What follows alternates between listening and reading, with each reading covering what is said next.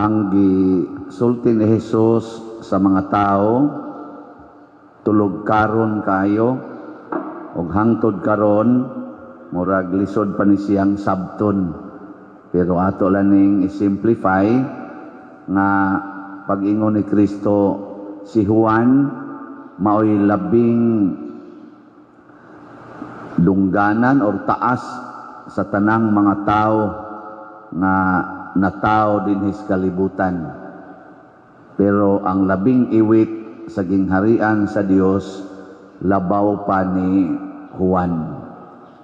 Kinsa may pasabot ani ni Kristo nga labing iwit?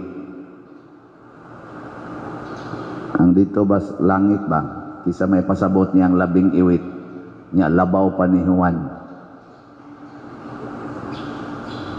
Awa mo kibaw. Mo lagi na, wa kakibaw. Basta ako gani galisod. Sa akong pamalandong nagpasabot ni Kristo kay matod pa sa sulat ni San Pablo sa Pilipos, taga Pilipos, Philippian, ningon siya nga pag-anhi kuno ni Kristo sa kalibutan, iyang gihubo ang iyang pagka-Dios o gisulob niya ang kinaiya sa usa ka tawo. Didto sa langit, Ginoo og mga anghel may tuwa didto. Doon na nagani usa nga tagalangit nga mahimong tao, labing iwit yung kana, kay ubos ra manggid ta og dignidad kitang mga tao ikumparar sa Ginoo og sa mga anghel. Pero ang labing iwit nga dignidad didto sa langit maoy gisulob ni Kristo aron makasud siya dinhi sa kalibutan. Nga ang kalibutan mga tao man ta dinhi. Ang labing pinili sa Dios labaw sa tanang mga propeta mao si Juan nga magbubunyag. Mao na nga labaw kay siya sa tanang mga propeta og sa katawhan nga natawo sa kalibutan. Pero siya si Kristo labaw pa ni Juan, pero gipili niya nga mahimo siyang labing iwit. Unsa may tumong ni Kristo, matod pa niya giataki ang gingharian sa Dios sa daghang mga mapintas nga pag-atake gikan sa pagwali ni Juan hangtod na gyud sa iyang pagwali. Ambot hangtod tingali karon gasigi pa bag-atake ron gingharian sa Dios. Sa inyong balay way nangatake dito sa gingharian sa Dios? Naghari ba ang Dios sa inyong balay? O giatake sa TV, giatake sa cellphone, giatake sa kwarta? Mao man yang mga kusog ay mga takis gingharian sa Dios, makapapas ba sa atong focus sa gingharian sa Dios kaning niya kwarta, kana mga yuta, mga kabtangan, dungog, gahom, kana mga gadgets, papas yung gingharian sa Dios ana. Sa inyong balay wa mapapas? Di man mo maningog napapas na gyud. Perting papasa. Ambot dinis atong simbahan, napapas ba? Unsa may mahitabo kung ang Dios maghari? Matod pa sa unang pagbasa, ayaw kahadlok Israel, bisag sama ka lang sa usa ka ulod, kay tabangan ko ikaw. Sinagang mura kag ud, sa to pa labing iwit.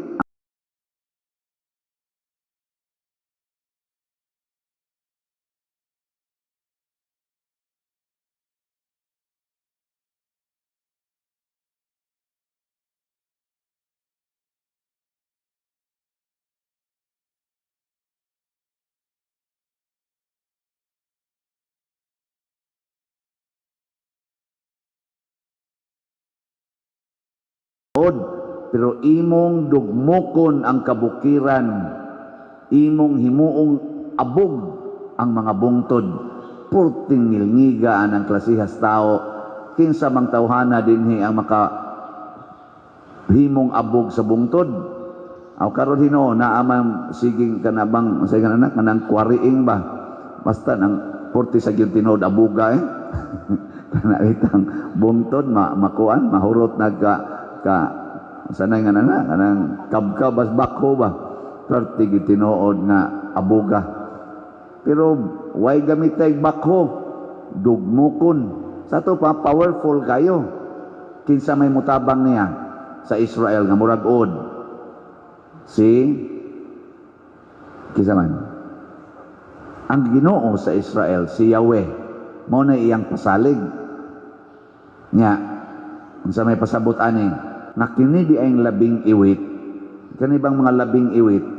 Mao ni siya ang tabangan sa Ginoo. So kita kung magpalabing iwita kana bang feeling nimo kuan kay ka kana ganing ubos ang mapaubsanon mao di ay puy-an sa gingharian sa Dios. Ang tao sad nga nakatagamtam sa gingharian sa Dios magpaubos gyud, di gyud magpagarbo. Kay ang mga pagarbuhon pulpugon manas Ginoo. Nya kinsa man ning mga mapaubsanon sama ni Maria mahimo dayon tang sulugoon sa tanang tao. Mao na diha sa inyong balay kung magpunay mog sinuguay unsa may mahitabo way gingharian sa Dios, gingharia si Yawa basta magsigig sinuguay. Labi na gyud magsigig pangasaba, siging singhag, siging yaw-yaw, aka na porte ginang daghanang yawa diha din ana gingharian sa Dios. Nya kumusta man inyo rong balay? Naay gingharian sa Dios? Maayo. Wa mo magsigig away dito? Wa mo magsigig sapot-sapot nang suko-suko? Siging wala. Di sa iyo noy. Nuna, ang kinaiya sa Ginoo maogi masulob nato. Nga naman, kay ang Ginoo nga mao si Kristo misulob mas atong kinaiya, ang nindot sad ang kinaiya sa Ginoo ato sang isulob. Ug sa may kinaiya sa Ginoo matud pa sa atong tubag sa Salmo, ang Ginoo maayo ug maluluyon, dugay nga masuko ug puno sa kaayo. Nindot no? Maayo ug maluluyon. Dali ba mong maluoy sa inyong isig katao? Kung ang imong bana mangabit, unsa may imong bation, kasuko dayon o dugay kay kang masuko. Kanang makapangabit o sa siya mga kanapo una pa ka masuko. Nya magsigi ra jud kag kaluoy niya. Ana, mao nay tinuod nga gasulob sa Ginoo. Matod pang San Pablo sa iyasang sulat ngadto sa taga Roma, ang tingali to, isulob ang armadura sa Dios. Ana. Unsa may armadura sa Dios? Ang mga virtues, ang atong mga hiyas nga Dios nun. Una dugay masuko nya maayo og maluluyon. Maayo pa ka ngadto kabit sa imong bana. Labi na gyud na mabdos na, maluoy ka, ikay mo daan yang ngadto pagpaprinatal.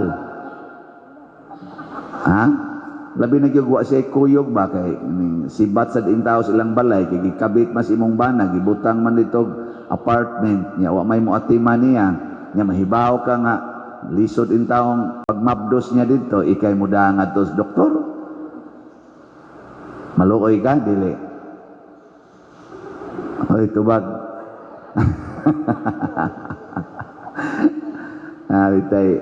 Nabitay akong nailhan nga ang kuan ba ang kabit naglisod sa pagkaon nya napaanakan mas iyang bana og mga tulo ka buk anak niya mura bag wa na kayo sa atimanas iyang bana niya galisod taw sa pagkaon. Ang asawa mo'y magsigig adto sa kabit, magsigig paluap na pa mo'y bugas diha day. Ana og wa na gyud bugas iyang tagaan niya. Siya wa na sad may para sabon panglaba. Tagaan sa niya ngadtog sabon nga para panglaba. Kay matud pa niya, lisod sad kayo ang mga anak sa akong bana didto maglago nya magutman nya kami saktos kaon. Sila nga anak. Mas nibati siya sa anak sa iyang bana kaysa iyang bana mismo, kay gipul-an na sa iyang bana, kay bati na sa naong tong iyang kabit. Dito na sa nibalhin sa laing kabit na sad. Nasa ko'y nailhan nga usag yapon ka asawa, aktibo sad ni sa simbahan, nga ang kabit sa iyang bana kasagaran kuno kana man kuno mga DC ba mga DC hilig man ang iyang bana og mga DC kuno nya iya na man lang kuno nang gidawat iya kunong adtuon nya iyang istoryahan dai batan-on pa kay ka ning tubay ka sa akong bana okay ra nimo nga mapaangkan ka sa akong bana nya kaluoy nimo mayon tatog makapamana ka og arang-arang sad kanang batan-on ba iyang adtuon nya usahay ko kuno maamiga na niyag maayo ang mga kabit siyang bana mao na hinoy mutugan ngon moingon na sad kuno kanang ubang batan-on ba nga kana ganing ma'am giofera na sad ko sa imong bana ako ning dawaton mana ko na siya ayaw day oy kay sala man na sagdailan na akong bana kay mao man ginayang kinaiya ina na siya ka maluluyon sa iyang mga isig ka tao makasunod mo anang kinaiya kamo mga asawa dinhi. Oh, na usa na mos nang atake sa gingharian sa Dios. Ano na siya? Muna ang labing iwit. Kun mo kuan na gud ta mo hunahuna ta nga kita labing iwit. Dali kay tang makaamgo nga ang atong isig ka tawo giatake sa yawa. Kana bang babad ka sa reality ba? Pero mapahitas-on ka di ara kas taas gatuo jud ka nga kanang taong nakasa yawa na di nakakaila nga kanang taong nakasala biktima day na si yawa nga nagkinahanglan siya og somebody nga mo kuan ba mo tabang ba niya ba mo rescue para gud anang i-post diha sa kanang Facebook diha man gani iro nga nagbarog dito taliwa sa kanang sapa ba nya gatungtong sa bato nya nag-anam og tubo ang tubig ana kita mo ana iro ra gito ha sus nagsumpay-sumpay gid ang mga tawo ngadto og dunol aron na imulusad ngadto nya mukuha sa iro nya iana day ngadto nya lipay kay sila nga na-rescue nila ang iro kay hapit na maanod pero ni ano yung mga tawo nga porti nang sigahag mata kagot pangipon, hapit na maanod sa sug, sa drug addiction, tiwasan hinog pusil. Ang iro, kuhaon, ang tao, patyon, nga naiguin taon sa baha nining drugas o mga bisyo sa kalibutan. O na, usahay, nun ana ta. Unang Ginoo maluluyon kayo, no? Ana, niya sondo na to. Baka na, sundag yun. Nya usaros mga maluluyon kaayo ang ato sang mga namalit aning mga slots. No, naluoy sila sila pader bitaw no, mahintag mahurot ng slots nimo nako 40 pa man sa ning daghana. Pero maluoy lang yung naalang gyud mo palit nga ubay-ubay, mahurot man gini karong buwan na tingaling atong dopes SBF kay pila na lang ni atong nahibilin. Daghan-daghan pa din. Ang atong nahalin 3,435 slots na. Di pakpakta na. Luyan tayo Ginoo. 56,565 slots na lang ang kuwang. Di ba? Ay, ginahinay ni. Basig sunod si Mana na daghang maluoy na to ani. Nakaluoy sad sa simbahan San Vicente. Nindot na ka-stained glass. Nindot na ka-ediri og mga kuwan. Pero wa man say parkingan nga tarong, wa man say kumbinto, wa pagi social hall, o ana no? Anong mura mamugwa maluoy? Wa ko tarong kumbinto. Sinan gani atong kumbinto dinhi nga inigdawat na to sa atong bisita ditsong lingkod sa lamisa.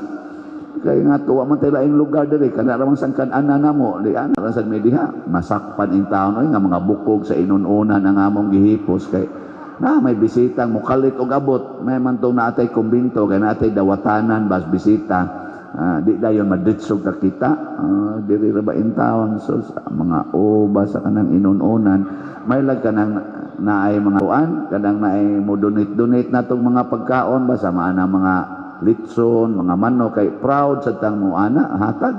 Sus ipadali-dalig hipos ka na mga paliya, hipusan na naman.